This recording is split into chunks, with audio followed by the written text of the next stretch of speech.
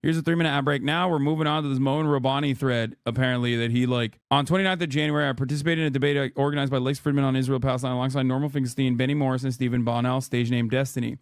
Apart from reposting a link to the recording of the event, I've thus far retained from comment. I've done so on the grounds that people interested in the discussion and prepared to endure a 5-hour video can watch it themselves and make up their own minds about the various issues discussed, rather than being told what they think by a participant. Bonnell had decidedly taken a different approach. In addition to multiple hour-long podcast broadcasts before the event, he began relitigating the discussion from virtually the moment it ended. Talking to Twitter and YouTube, he immediately began promoting his own version of events, including in the podcast issued prior to the debate's the 14th of March release, that were significantly longer than the debate itself. Much of Bonnell's commentary consisted of juvenile name-calling, insults, and distortions directed primarily at Norman Finkelstein. Bonnell's obsession with Finkelstein and his fixation with convincing viewers he acquitted himself with the distinction in exchanges with Finkelstein before these were publicly available speaks for itself. Now, let me tell you, for those of you who don't understand adult speak, what Mouin Rabbani here is saying is, my man, Mr. Bonarelli, was coping big time. He was, as a matter of fact, cope-maxing. That's what he was doing because he got fucking dumpstered. Mr. Bonarcello was cope-maxing before the debate, after the debate was released. He never stopped cope-maxing, as does his repeatedly expressed view that nothing of substance was uttered during the debate and watching it was a waste of time. Bonnell also lamented that he missed a gangbang to participate in the debate. As for my own contribution, Bonnell appeared to take particular exception to an observation of mine regarding a statement he made regarding apartheid in one of his pre-event podcasts. During that particular podcast, Bonnell stated that he doubted either Finkelstein or I would be watching. In fact, since I hadn't previously heard of Bonarelli, I had not previously come across anything he has published in the Middle East. He apparently hasn't, and was entirely unacquainted with his views. I made it a point to watch. Full disclosure, I was at the time unaware that Bonarelli had in previous podcasts identified himself as a pro-genocide with respect to Israel's mass killing of Palestinians, or that among other displays of familiarity with the region, he couldn't identify Bashar Assad, thought Recep Tayyip Erdogan as the president of Israel, and was apparently unable to locate his favorite menace state on a map. Oh, it's so funny watching like normal adults be forced to interact with this and being like horrified about even like a little bit of scratching of the surface just reveals horrifying shit to them. Because like, this is what a lot of people don't understand. We often get like so hyper focused on the little circles that we create online. And we think like, oh, well, everyone is like thinking like me. They love this shit. And then this kind of stuff is supposed to like draw you out of it for a second. Because this is a dude who doesn't know anything about him. Doesn't know nothing about him, right? And he only scratched the surface. He doesn't know half the shit this dude has said. And he is horrified. Because, of course, these opinions are horrifying to the average human. The way that so many people in these circles, like the way that they carry themselves, is shocking to the average person. It's shocking. It's gross. And I don't know how to describe it to people who are so caught up. They're so goddamn invested in like the echo chamber that they have cultivated. And a lot of people say that about me too. And half the time, these people are working in overtime to make me come across like a toxic individual. And when I'm in the real world doing normal shit, there's a reason why so many people go, I like his non-political stuff. I like him when he's just like interacting with other human beings in the real world, that he doesn't come across like a douchebag or a dickhead. It's because I'm not. That's the difference. I have like some level of social understanding. These guys don't. And they lean into that and they make that their superpower almost. And because there's a lot of other people online who have the same exact shortcomings, that kind of becomes the norm for them until someone that is not initiated in the world of like debate and discourse online and all this looks into it from the outside and goes, oh my God, that is so toxic. That is so gross. In any event, during the pre-debate podcast in question, Bonnell was explaining to his audience how he would dispense with the findings that Israel is an apartheid state, purportedly basing his views on the legal definition of apartheid, separateness. Bonnell asserted that Jim Crow did not constitute apartheid, but that Arab states have not extended citizenship to Palestinian refugees in their territory is a clear example of this crime. I recounted this statement to Bonnell during the debate. Once again, claiming to base himself on the legal definition of apartheid, Bonnell changed his position somewhat. this time to, I don't know if Jim Crow would have qualified for apartheid. Why did he do that? Because he recognized that he was basically talking to a larger audience there, and he didn't want to come across like a asshole or a douchebag, at least on that issue. For good measure, he added, just like if Israel were to literally nuke the Gaza Strip and kill 2 million people, I don't know if that would qualify for the crime of genocide. It remains unclear why the legal definition of apartheid leaves Bonnell clueless about the status of Jim Crow, but sufficiently confident to indict Arab states. After all, Jim Crow was a formal system of rigidly enforced segregation in the United States, imposed by state authority, enforced by legislation and violence, and confirmed by the U.S. Supreme Court. By contrast, Arab states were at worst exercising a universally recognized sovereign right to not extend collective citizenship to foreign refugees on their territory. Rather than clarify his position, he quickly changed the subject to Israeli civilian casualties on the 7th of October. Perhaps Mr. Bonarelli thinks there is a state named Arabia that is withholding citizenship from its Palestinian minority, or simply doesn't know or care to know how apartheid operated in his own country. What is certain is that he is entirely unaware that Jim Crow served as a model and inspiration for the South African white minority regime's racist policies, which bequeathed us the term and the crime of apartheid. In his post-debate podcast, the above exchange metamorphosed? I had merely restated his own words. Metamorphosed into my playing the race card and the like. In fact, I had merely restated his own words verbatim, seeking an explanation for his rather unorthodox understanding. Metamorphosized. I think it's metamorphosed. I thought it was metamorphosized, but maybe I'm wrong. Anyway, seeking an explanation for this rather unorthodox understanding and misunderstanding of what constitutes apartheid. But the above incident was trivial compared to Bonnell's multiple victory laps concerning the use of two Latin legal terms, mens rea and dolus specialis. With respect to South Africa's 29th of December 2023 application to the International Court of Justice instituting proceedings against Israel under the 1948 Genocide Convention. I'll start by reproducing the relevant exchange. And then he goes into it. I don't know if he used the term dolus specialis. That's the intentional part of the genocide. I don't know that term. I think it's called dolus specialis. It's the most important part of genocide, which is proving that it is a highly special intent to commit genocide. It's possible that Israel could. That's mens rea. Yes, I understand the state of mind, but for genocide, it's called dolus specialis. It's a highly special intent. Did you read the case? Yeah, it is a highly special intent.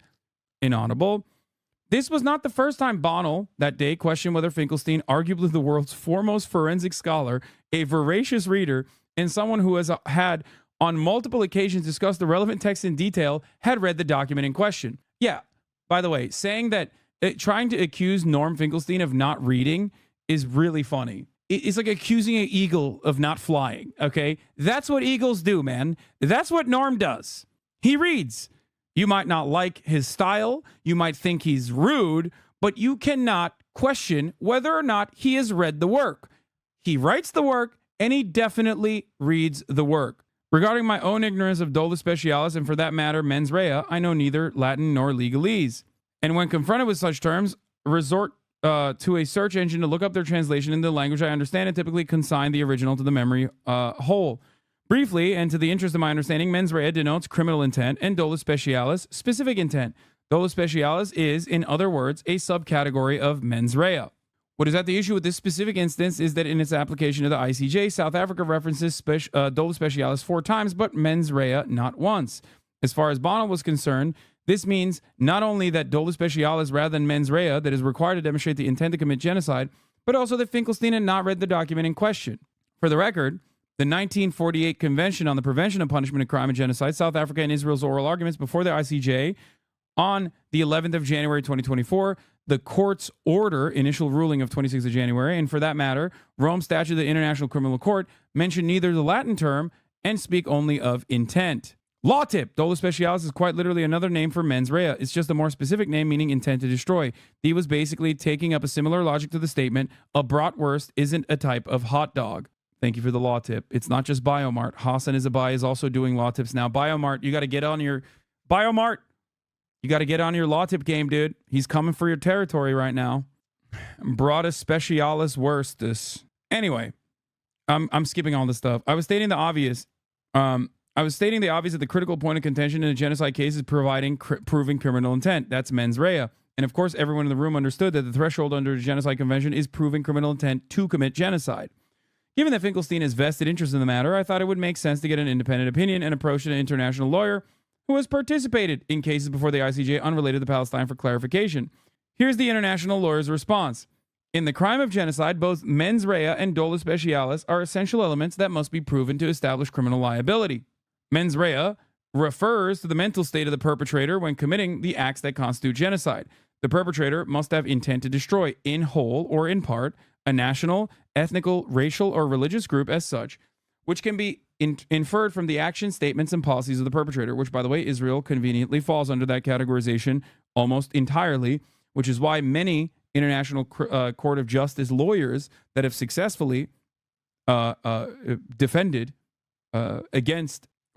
successfully litigated the crime of genocide in the past have said this is a case unlike any other where it is so open and shut.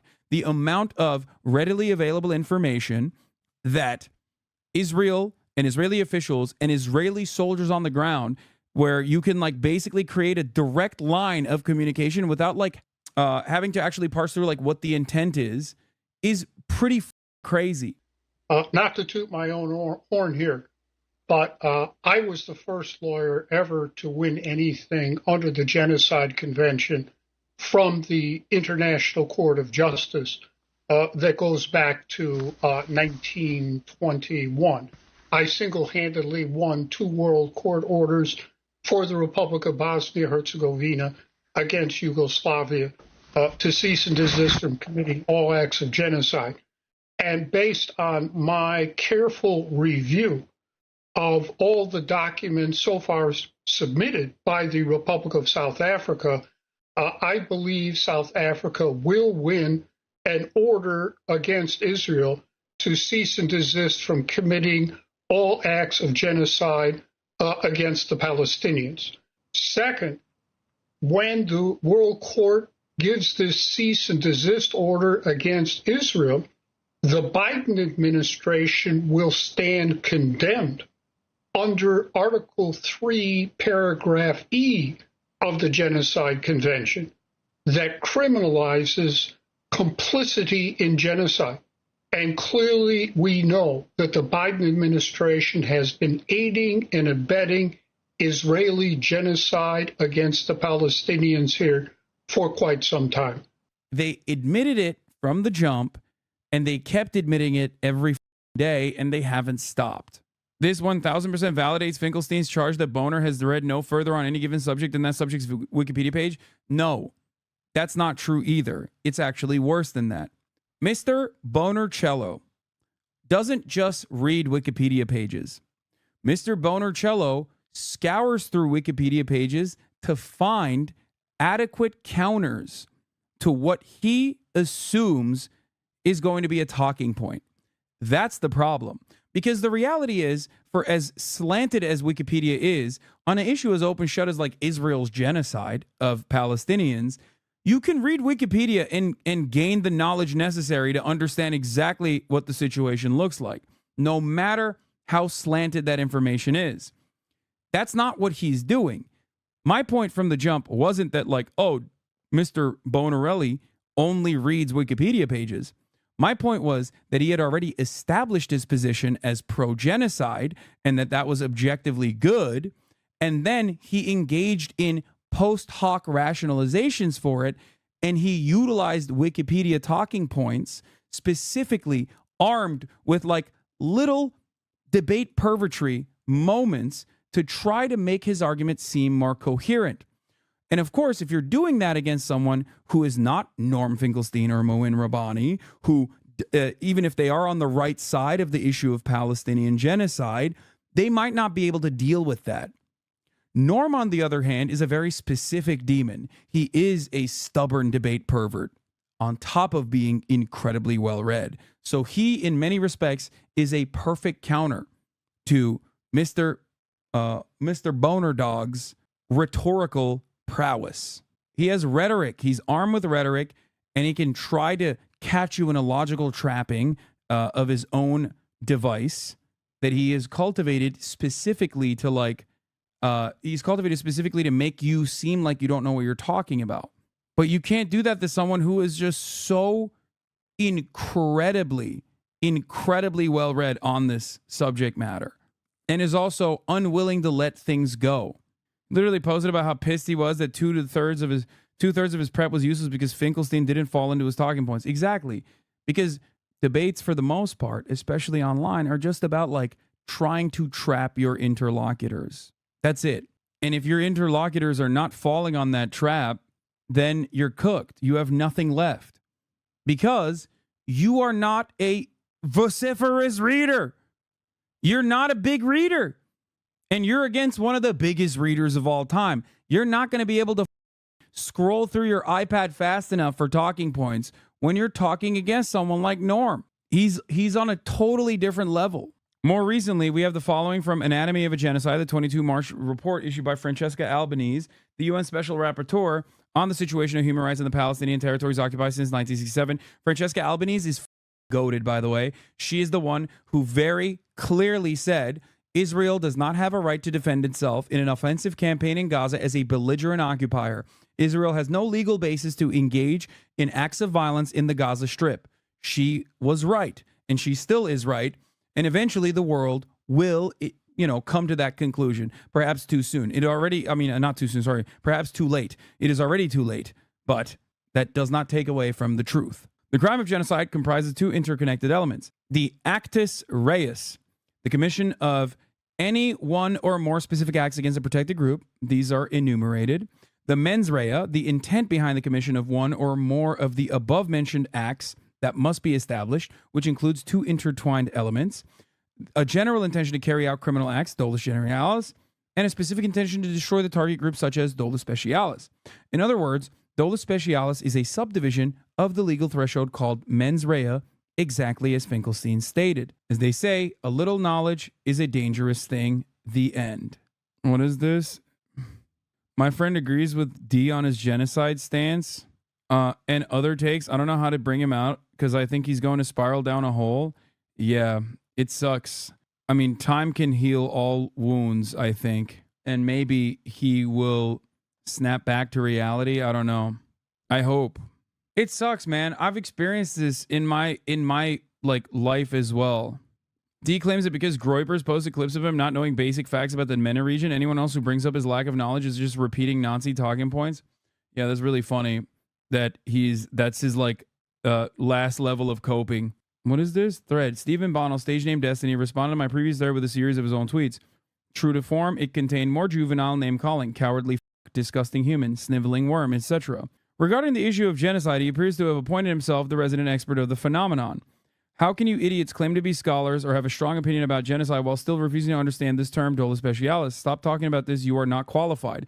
That is so funny that he's presenting himself as qualified to talk on this issue when basically every subject matter expert disagrees with him on this. People who have successfully litigated the issue of genocide in the International Court of Justice disagree with him. But of course, it doesn't matter. I'm the expert. Why don't these people understand that I'm the expert? And it's so funny. He's like, no, I'm the expert, please. It's a hug box of his own making. And there are a lot of people who... Here's the thing. I think one of the funniest aspects of this entire saga is that so many people at this impasse are left with this choice. It's very simple. Either you start recognizing that maybe this infallible beacon, this deity of debate that you thought was impossible to shake down, is actually, at least on this issue, intellectually fraudulent. Now, this should call into question all of the other issues that he's debated on and get you to think perhaps he's just confident and talking about these issues from a framework that makes sense to me. Maybe I should reconsider immediately listening to everything he's saying and repeating it out in the wild and agreeing with him 100%. Or you go, no, everyone else is wrong. The saddest aspect of this isn't the radicalization, in my opinion. I mean, that's sad in and of itself, but the really silly part of it is that this is training you to be intellectually lazy. Many people probably joined Mr. Bonercelli's community because they saw him to be a giant, an intellectual titan, that he was always doing the research and coming correct and killing these fucking debaters in the marketplace of ideas by bringing up facts and doing all of this, right? Like, because he does. He owns like anti-vaxxers all the fucking time, right? And that is appealing for a lot of people. They want to also own anti-vaxxers in a similar vein, so they listen to him, they listen to his talking points, and they repeat it. And it's funny because, like, on that issue, he is right, and his research is correct. Except on this issue, he's leading you astray. He's making you just as intellectually lazy as the anti-vaxxers. He is ultimately the anti-vaxxer in the Israel-Palestine conversation. That is the sad state of affairs for his audience that's like, maybe in a very genuine way, looking for someone who is going to basically own these silly anti-science people, when he himself is the one who is the anti-science, taking the anti-consensus position and the anti-science position and the anti-truth position in this regard. I think it does stem from his own personal biases, specifically his Islamophobia. I think that, like, he kind of rides for that. That's a genuine position that he holds. It's unfortunate. But I think that, like, his anti-Arab sentiment and his Islamophobia is clouding his judgment. I want to be very, very, very clear here, because people seem to misunderstand this. People don't get this. Destiny's joke borders pretty hard on Islamophobia. I am Islamophobic, and I hate Islam. I'm an atheist. Yes. I will make Islamophobic jokes, because I do hate Islam, and I am Islamophobic. And it basically blinds him to seeing the truth. And I think that a lot of people growing up in the United States of America, in the Western world, also share that Islamophobic sentiment as well. And they agree because they also have that cognitive bias. So they're looking for an out. They're looking for something that, like, reinforces their wrong opinions, not realizing that, like, you should probably investigate the issue a little bit further and come to your own conclusions. This is the Sam Harris phenomena. Sam Harris did this for years, and it was very successful for him. Ironic, because I'm pretty sure there are Bonercelli videos from like 2018, around that time, when he's like owning Sam Harris's like just unrestricted Islamophobia as backwards thinking. It's interesting because, remember, Sam Harris got fucking wiped by one email back and forth with Noam Chomsky, if you recall. Sam Harris also famously would say that white supremacists are actually not radicalized by some kind of text, but instead radicalized by their own living conditions in the United States of America, but never offered that same analysis to Islam and Arabs in general as a whole. Islam was the radicalizing factor in Islamic terrorism, but material conditions are the radicalizing factor in white supremacy. It's ironic because he's right when he's talking about white supremacists, but he's so fucking off base because personally, he doesn't recognize that, like, there is humanity. He's lost in his own sauce. He doesn't recognize that there's humanity to Arabs. There's humanity to the Muslims. If you can recognize that a dude living in fucking Iowa that can eat a burger every fucking day of the week for every goddamn meal could be radicalized into becoming a white supremacist, you should absolutely understand when the material conditions are as bad as it is in the Muslim world, due to imperialism, due to destabilization, deliberate acts of violence against the Muslim world by the Western world with material interest, then yeah, of course those guys are going to come across more fundamentalist. It has nothing to do with Islam at all. Sam Harris once said that out of all the worst ideas in the world, Islam is the worst one. D has literally said similar shit to that statement. Exactly. I don't understand it though. Why would he debate two experts on a subject if it was obvious he was going to be made a fool? It's like if you tried to debate Bonarelli on divorce law or something.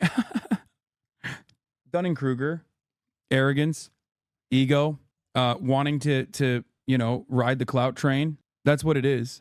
Knowing that, like, his audience, like his core fan base will not look at this and go, you know what, maybe this guy's in the wrong. Yeah, blind confidence.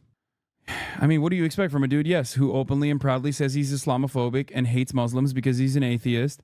Of course, he's not going to say the same thing about Jewish people and how he's anti-Semitic, because Islamophobia is considered permissible. Islamophobia is a career boost for you in the United States of America because Muslims are oftentimes depicted as enemies. That is the best way to justify the failed war on terror. Bonarelli admitted that he didn't go hard on Ben Shapiro and Candace Owens recently to maintain a relationship. He's a joke. Yeah, I mean, of course. He also said that being divorced twice is better than not having been married at all like you. The fuck? Okay. I don't think people will agree with that statement. I think that's maximum. That's copious maximus. How can you idiots claim, stop talking about this, you're not qualified? The point in fact, regarding this particular term I previously referenced, in addition to my own understanding of it, the views of Bonarelli, Norman Finkelstein, and an international lawyer involved in cases before the ICJ, and of Francesca Albanese, the author of a recent report on genocide on the UN Human Rights Council. See, this is the other thing. I think, like, if given the opportunity, he'd love to fucking debate, like, Francesca Albanese, too.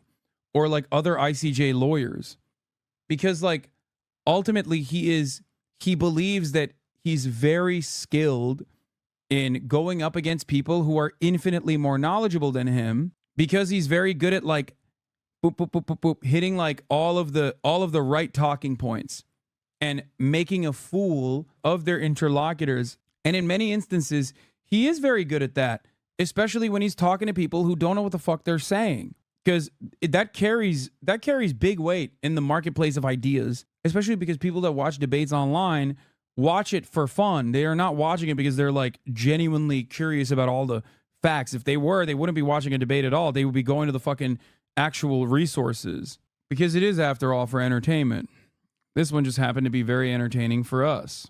Everybody's good at debate lording when the opponent knows much less than them. That's not an accomplishment. Yeah, I mean, it's ironic because they say that about me all the time. Hasan only debates people he knows he can win against. And it's funny because, like, so does Destiny.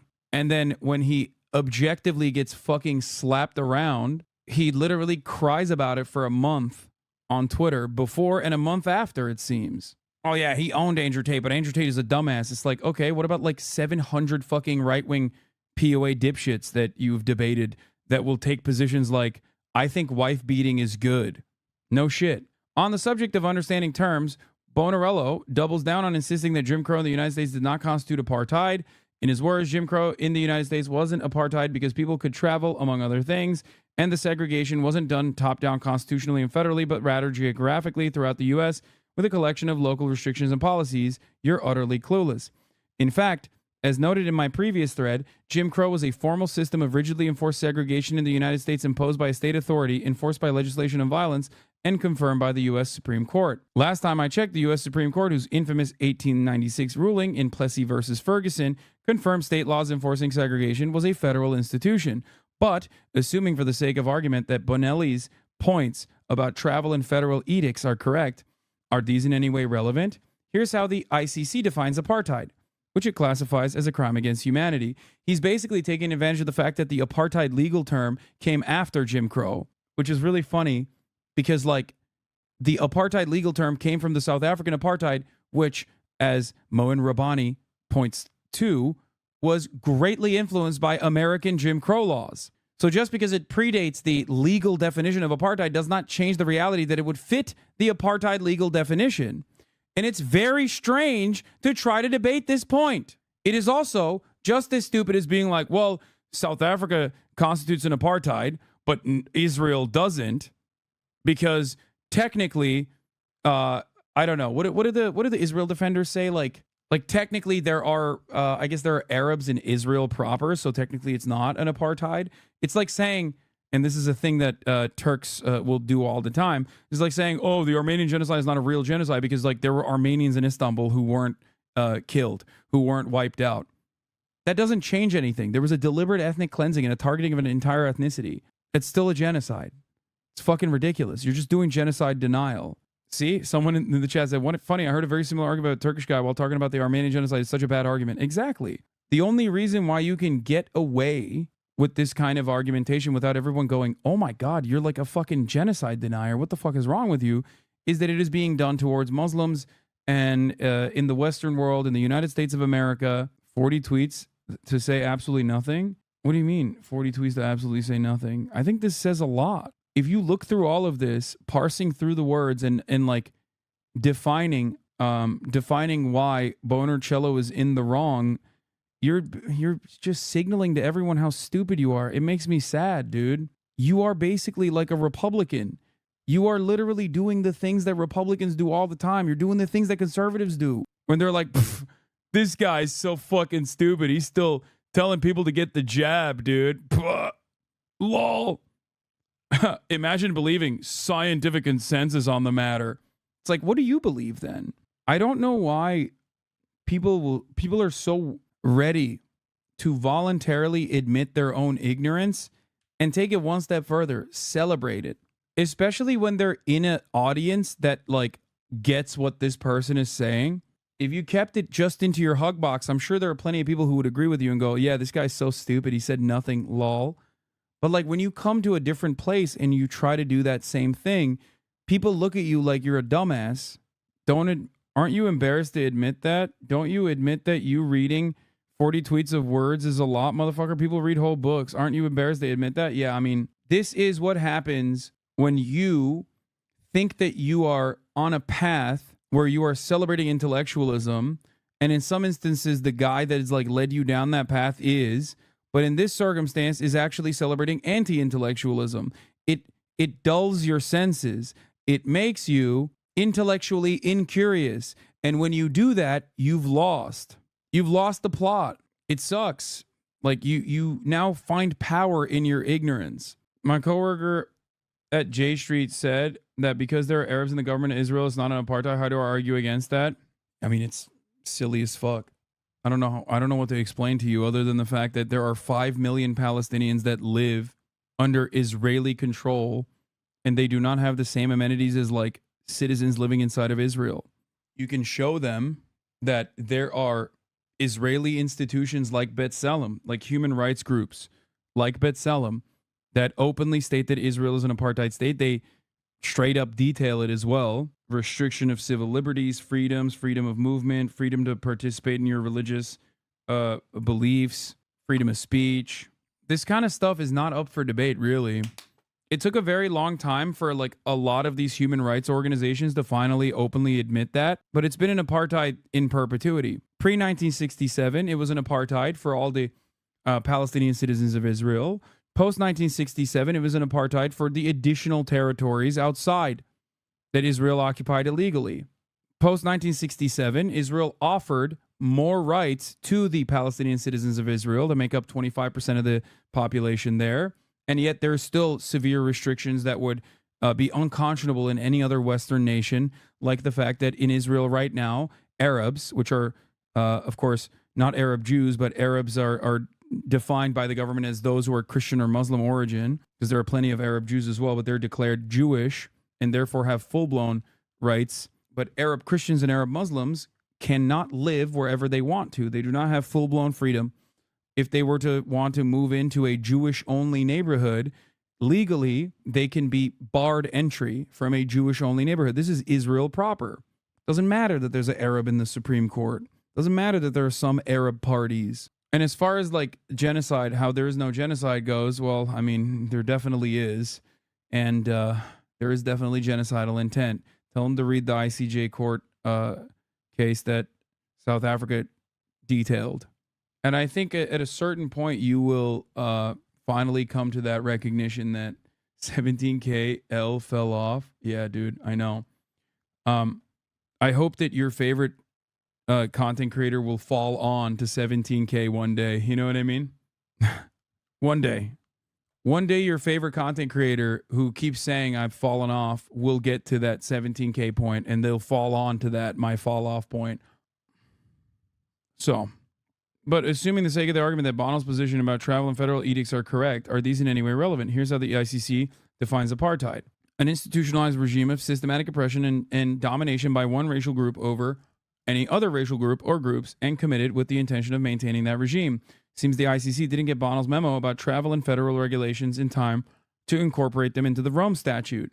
Bonnell also declines to address my other point in this regard, which specifically concerns Palestinian refugees.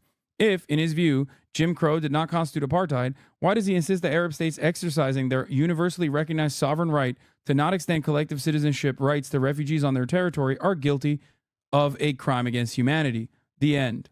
Which is double ironic because he said he wasn't sure if nuking killing 2 million Palestinians in Gaza would be genocide. That would quite literally be all of them. Yeah, right. It's like, how can you consider him unbiased after he openly said that? It should already be obvious. Nobody should listen to him. Yeah, but people will, because we are not very intelligent, but we want to present ourselves as intelligent. It is a very human thing. And if we have these like biases, and a person who is presenting themselves as like a super smart guy is very cleverly spitting talking points that maybe we can repeat to other people who are not as knowledgeable to make ourselves feel intellectually superior, then, you know, it's perfect.